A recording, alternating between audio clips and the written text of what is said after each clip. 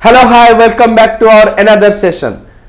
आज के क्लास में हम डिस्कस करने वाले हैं आपका जो आईबीओ पेपर का है। आईबीओ 2 के अंदर आपको ब्लॉक 3 मिलेगा। आईबीओ 2 के अंदर आपका जो ब्लॉक है ब्लॉक 3, तो इसके अंदर क्या आपको टॉपिक रिलेटेड मिलेगा। तो ये जो टॉपिक रिलेटेड है आपका international product and pricing decisions. ये जो आपका ब्लॉक है, ये ब्लॉक कितने यूनिट्स को रिप्रेजेंट कर रहा है। यहां पे देखो, यहां पे आपको मिल जाएगा 3 यूनिट्स मिल जाएगा। स्पेशली ब्लॉक 3 के अंदर आपको 3 यूनिट्स है।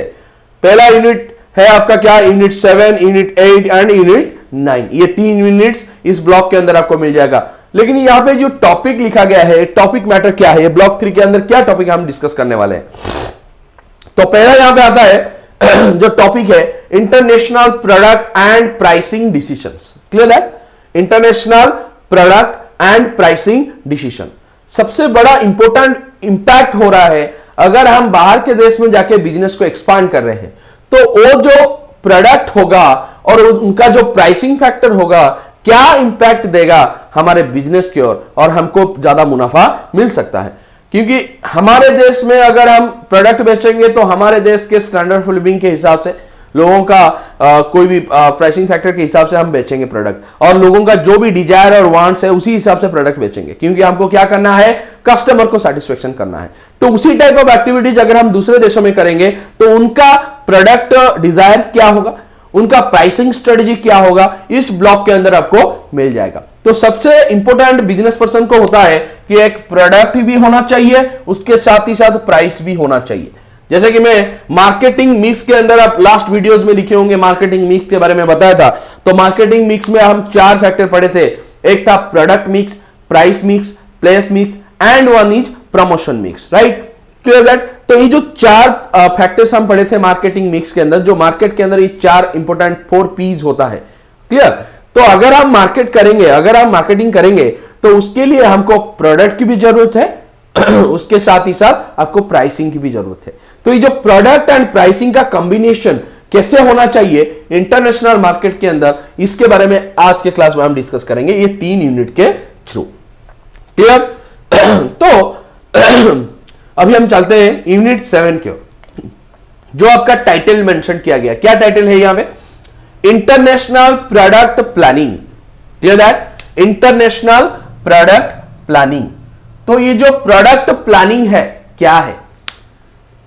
सबसे इंपॉर्टेंट फैक्ट होता है, कोई भी बिजनेस पर्सन के लिए ये सुइटेबल प्रोडक्ट तैयार करें जो कि एक कस्टमर को सेटिस्फेक्शन दे सके। राइट? अगर एक कस्टमर सेटिस्फाइड नहीं हो रहा है तो वो प्रोडक्ट को क्विट करके चूजिंग अनदर प्रोडक्ट। तो इसके मतलब है आपको बेहतरीन प्रोडक्ट बनाना है, और आपका प्रोडक्ट प्लानिंग क्या होगा, जिस वजह से आपका बिजनेस अव्वल पोजीशन अचीव कर पाएगा एंड मैक्सिमम प्रॉफिट अर्निंग कर पाएगा। तो आपको प्रोडक्ट प्लानिंग करना है, कौन सा प्रोडक्ट मैं ऐसा तैयार करूं जो कि एक कस्टमर को इजीली अट्रैक्ट और सेटिस्फाई कर सकता है, और एक्चुअली में उसका डिजायर भी फुलफिलमेंट हो सके। मान लो आपको भूख लग रहा है, तो अगर भूख लग रहा है तो आप क्या करोगे, जो भी आपका डिजायर है, जो भी आपका वांट्स है, उसी टाइप ऑफ फूड्स को आप कंजप्शन करोगे। तो ना कि आप दोस्त बोल दिया कि ये खाएंगे वो खाएंगे, आप नहीं खाओगे। तो आपके हिसाब से आपको जो अच्छा लगेगा, आपका जो जिसके थ्रू वांट्स और डिजायर फुलफिलमेंट होगा, उसी के हिसाब से आप प्रोडक्ट कंजप्शन करोगे। तो ये जैसे कि कंज्यूमर के ऊपर डिपेंड्स होता है, बिजनेस में भी वैसे ही कंज्यूमर के ऊपर डिपेंड्स होके ये प्रोडक्ट बनाया जाता है। प्रोडक्ट प्लानिंग होता है। प्लानिंग का मतलब ऑलरेडी मैं लास्ट वीडियोस में बता चुका हूं, थिंकिंग बिफोर डूइंग। कुछ काम करने से पहले हमको सोचना पड़ता है। तो ये होता है आपका प्लानिंग फैक्टर। राइट? तो ये जो यूनिट एक्सप्लेन हो रहा है, क्या हो रहा है, इंटरनेशनल प्रोडक्ट प्लानिंग। अगर हम इंटरनेशनली बिजनेस को एक्सपांड करेंगे तो उसका प्रोडक्ट प्लानिंग क्या होगा। क्योंकि हर एरिया के ऊपर हम यहां पे नहीं बोल सकते कि हर एरिया में क्या होता है ना, सारे इक्वली प्रोडक्ट बेचा जाएगा। हमारे देश में जिस टाइप ऑफ गुड्स एक्टिविटीज होता है, दूसरे देशों में चाहे उनका standard of living is totally different, तो उनके लोगों में इतना ही डिजायर्स नहीं होगा। जैसे कि हम यहाँ पे जो कंजप्शन कर रहे हैं वो लोग नहीं कर रहे होंगे। तो इसी हिसाब से, उनके मोटिव्स के हिसाब से, उनके डिजायर के हिसाब से हमको प्रोडक्ट का प्रिपरेशन और प्लानिंग करना पड़ेगा। तो ये यूनिट क्या एक्सप्लेन कर रहा है, देखो ये नीचे लिखा है। इस यूनिट के अंदर हम दिखेंगे discuss is the conceptual framework of the product.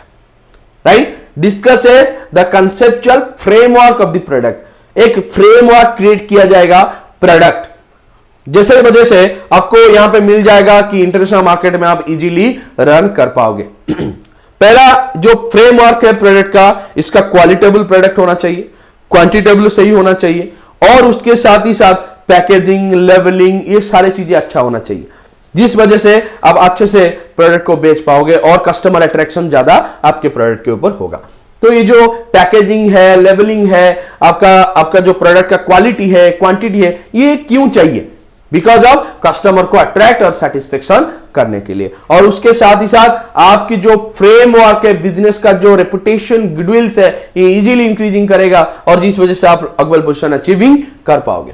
Another line में लिखा गया है the product life cycle. Already last video में हम बता चुके हैं प्रोडक्ट लाइफ साइकिल क्या है।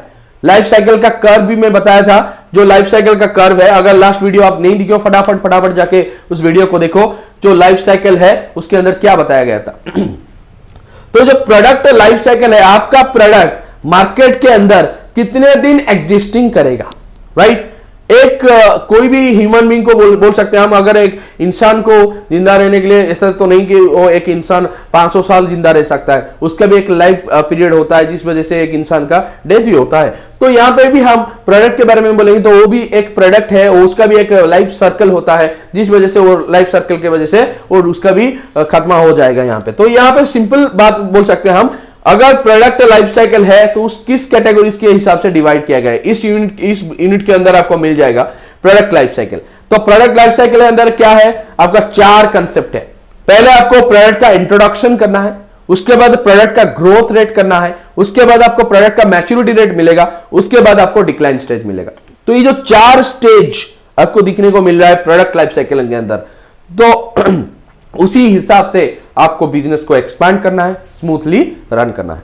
तो आपको पहले अच्छा इंट्रोडक्शन करना है, जिस वजह से आपका प्रोडक्ट प्लानिंग कंसेप्चुअली हो सकेगा डेवलप, राइट? उसके साथ ही साथ आपको प्रोडक्ट ग्रोथ रेट भी बढ़ाना है। ग्रोथ जो आपका होता है, जैसे कि हमारे ग्रोथ कब होगा, अगर हमारा डिमांड अच्छा है, अगर हमारा इंट्रोडक्शन अच्छा है, तो कस्टमर को हम अट्रैक्ट कर पाए, उसका पैकेजिंग अच्छा है, लेवलिंग अच्छा है, प्राइसिंग अच्छा है, तो ऑटोमेटिकली यहां पे प्रोडक्ट का इंपैक्टिंग आ जाएगा। तो third one is maturity period. जो मैच्योरिटी पीरियड होता है वो ना तो ज्यादा डिमांडिंग होगा, ना तो ज्यादा सेलिंग होगा, ना तो ज्यादा प्रोडक्शन होगा, एक पैरेलल स्टेज में रहेगा, जिसको हम मैच्योरिटी पीरियड बोलते हैं। उसके बाद तुरंत ही आ जाएगा आपका डिक्लाइन स्टेज, क्योंकि अगर उसके बाद हम मैच्योरिटी पीरियड के समय पे अगर इनोवेटिव थिंकिंग्स नहीं लगाए तो कभी भी हम अच्छे प्रोडक्ट नहीं बना पाएंगे।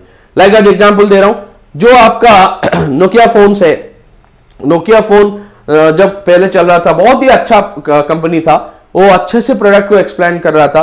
तो नोकिया फोन यहाँ पे क्या किया कि प्रोडक्ट का नया इनोवेशंस नहीं डाला, जिस वजह से नोकिया फोन का प्रोडक्ट अभी तक मार्केट में जो जितना भी चल रहा है, जितना भी डिमांडिंग हो रहा है, वो अच्छा नहीं चल रहा है। तो इसका मतलब, नॉर्मली मैं किसी कंपनी के बारे में नहीं बोल रहा हूं, मैं टॉपिक ये बोल रहा हूं, नोकिया फोन का जो इनोवेशंस है, वो इनोवेशंस अगर होता तो अच्छे से इंपैक्टेबल सिचुएशंस आता, जो भी कंज्यूमर्स है वो लोग भी खरीदते। तो अदर कंपटीशन के अंदर हम दिखेंगे तो ये जो सैमसंग है, अदर कंपनीज है, उनका इंपैक्ट क्यों आ रहा है मार्केट के अंदर? बिकॉज ऑफ उनका innovation factor is more than high. Clear that? तो ये प्रोडक्ट लाइफ साइकिल है। हमको क्या करना है, प्रोडक्ट के बारे में डिस्कशन करना है, प्रोडक्ट के लाइफ साइकिल के बारे में डिस्कशन करना है। इस यूनिट के थ्रू आपको मिल जाएगा product life cycle. Another point क्या है, and the process of product development. ये जो प्रोडक्ट डेवलपमेंट है, ये इंपॉर्टेंट हो रहा है कि आपको सही प्रोडक्ट बेचना है, राइट? तो ये प्रोडक्ट डेवलपमेंट भी कैसे होगा, इनोवेशन के थ्रू डेवलपमेंट होगा। अगर आपका प्रोडक्ट सही ढंग से जा रहा है, सही मार्केटिंग हो रहा है, सही स्ट्रेटेजी यूटिलाइज हो रहा है, तो अगर आपके पास वो इनोवेशंस नहीं है तो आपका प्रोडक्ट का डेवलपमेंट कभी भी नहीं हो सकता है। किसी भी फोन आप खरीद रहे हो, फोन यहाँ पे वर्जन चेंज होता है। मतलब अगर मैं अभी कोई भी प्रोडक्ट खरीदा तो उसका अगले महीने नया वर्जन आ जाएगा। मतलब इसका मतलब क्यों है ये इतना चेंजेस कर रहे हैं, एक महीने के अंदर उसका ट्रांसफॉर्मेशन क्यों हो रहा है? बिकॉज यहाँ पे प्रोडक्ट का डेवलपमेंट जरूरी है एक मार्केट के अंदर, क्योंकि कस्टमर को जितना टाइप्स ऑफ चूजिंग फैसिलिटीज दोगे, उतना ही कस्टमर फैलेंगे, उतना ही कस्टमर अट्रैक्ट होंगे और आपके कंपनी को सिलेक्ट करेंगे। तो ये था यूनिट 7 के अंदर आपका इंटरनेशनल प्रोडक्ट प्लानिंग। क्लियर है? अनदर यूनिट आता है यहाँ पे यूनिट 8 के अंदर, क्या है आपका international branding, packaging and other decisions. जो अभी मैंने बोला आपको, sir branding and packaging and other decision इस यूनिट के अंदर मिल जाएगा। तो उसके अंदर देखते हैं क्या है। उसके अंदर हम पढ़ेंगे with the branding strategy and related issues, functions, importance and other consideration for packaging and labelling and the issues relating to warranty and guarantee. Clear that? तो ये जो स्टेजेस है इसके अंदर क्या क्या पॉइंट्स है इसके बारे में हम डिस्कस करेंगे। तो पहले इंपॉर्टेंट फैक्ट आता है यहां पे ब्रांडिंग एंड पैकेजिंग। क्लियर? तो ब्रांडिंग क्या है? जैसे कि हम अगर बोलेंगे ब्रांडिंग, ब्रांडिंग मतलब यहां पे कोई भी कंपनी का प्रोडक्ट एक अच्छा क्वालिटेबल होना चाहिए, एक ब्रांड लेवल होना चाहिए। तो ब्रांड कब होगा? जैसे कि हम ब्रांडिंग और ब्रांड नेम के अंदर डिफरेंशिएशन करेंगे। Brand name is a visually और राइटिंग में लिखा जा सकता है। ब्रांडिंग इज लॉयल्टी, जो कि आपके प्रोडक्ट के थ्रू आपको पता चलेगा, प्रोडक्ट का मेजोरिटी के थ्रू आपको पता चलेगा। अगर आपका प्रोडक्ट का क्वालिटी अच्छा है, क्वांटिटी अच्छा है, तो आप बोलोगे कि मेरा प्रोडक्ट का लॉयल्टी, मेरा प्रोडक्ट का गुडविल अच्छा है, मेरा प्रोडक्ट का ब्रांडिंग अच्छा है, जिस वजह से आप इजीली अट्रैक्टिंग हो जाते हो। अगर मैं आपको बोलूंगा आपको एक शर्ट खरीदना है, तो आपके दिमाग दौड़ेगा कि कौन सा कंपनी बेस्ट कंपनी है जो कि हमको अच्छा शर्ट दे रहा है। राइट? क्लियर? तो ये ब्रांडिंग फैसिलिटीज है। अगर आपके प्रोडक्ट का ब्रांडिंग फैसिलिटीज नहीं है, अच्छा ब्रांडिंग नहीं है, तो कभी भी कस्टमर इजीली अट्रैक्टिंग नहीं होगा और आपके प्रोडक्ट को कंजप्शन नहीं करेंगे। क्लियर है? अनदर पॉइंट क्या आता है आपका? Packaging.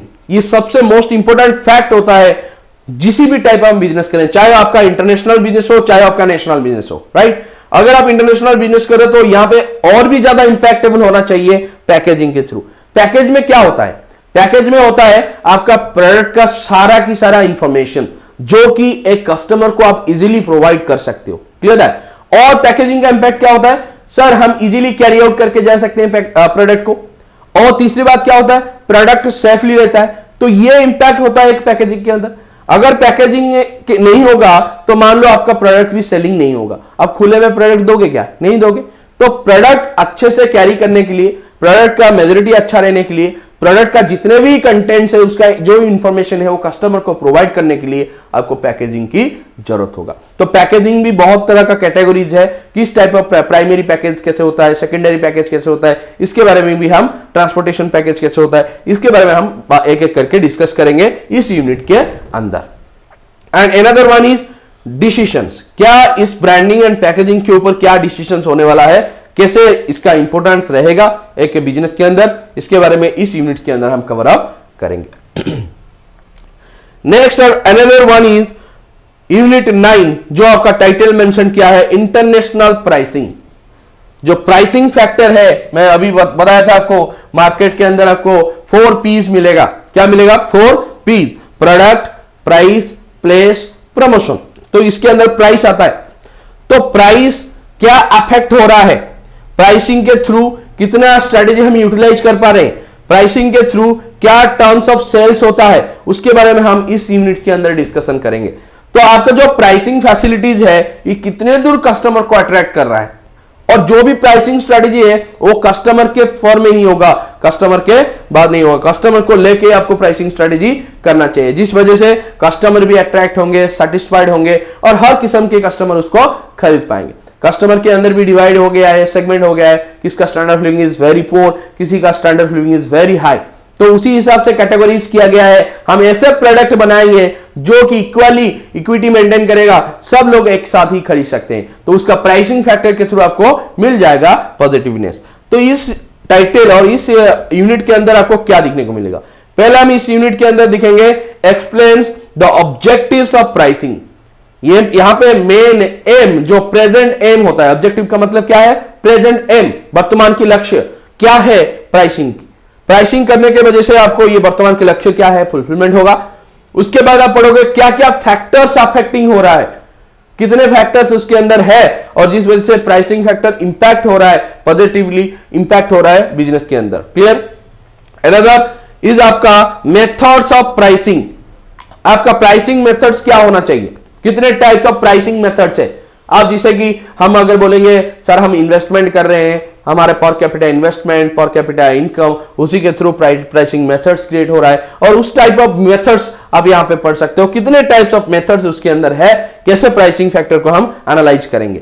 Next one is pricing strategy and pricing calculation for export. Right? Pricing strategy क्या होना चाहिए और कैसे हम एक्सपोर्ट करेंगे, एक्सपोर्ट इंपोर्ट करने के समय पे हमारा प्रोडक्ट कैसे एक्सपोर्ट होगा, क्योंकि अगर हम इंटरनेशनल कर रहे हैं तो इंटरनेशनल मार्केट में हमेशा हमको एक्सपोर्ट करना है। अगर हम बिजनेस पर्सन है हमको एक्सपोर्ट करना है, हमको इंपोर्ट यहां पे नहीं करना है, एक्सपोर्ट करना है। तो how to export the goods और उसका कैलकुलेशन कैसे होगा, प्राइस स्ट्रेटेजिंग कैसे होगा और कितने टाइप्स ऑफ मेथड इसमें फुलफिलमेंट होगा। And another point is the terms of sale, क्या क्या रूल्स रेगुलेशन नॉर्म्स और टर्म्स इसके अंदर मेंशन किया गया है। And transfer of pricing and issues relating to the counter trade, जो काउंटर ट्रेड्स होता है जहां पे आपका बिजनेस एक्सपैंडिंग होता है मार्केट के अंदर, तो उसका क्या क्या इश्यूज हो रहा है, इंपैक्ट क्या हो रहा है प्राइसिंग के थ्रू, इस यूनिट के अंदर हम सारी चीजें कवर करेंगे। तो बेसिकली आप ब्लॉक 3 के अंदर 3 यूनिट्स कवर करोगे, एक यूनिट 7, यूनिट 8 एंड यूनिट 9। इसके अंदर जितने भी टाइटल्स है, जितने भी चैप्टर्स है, एक एक करके हम इसको कवर करेंगे, एक एक करके वीडियो छोड़ के, ठीक है। Thank you, like share and subscribe करना मत भूलना लर्न टू डेवलप चैनल को, ठीक है। Thank you.